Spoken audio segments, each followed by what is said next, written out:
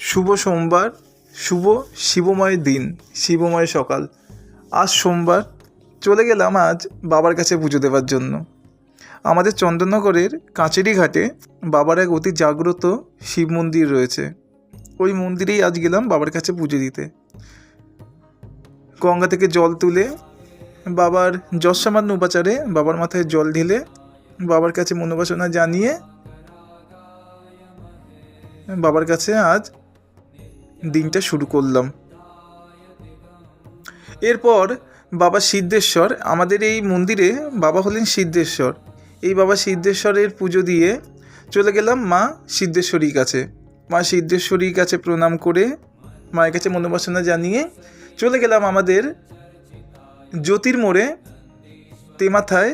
বকলের মঙ্গল করুক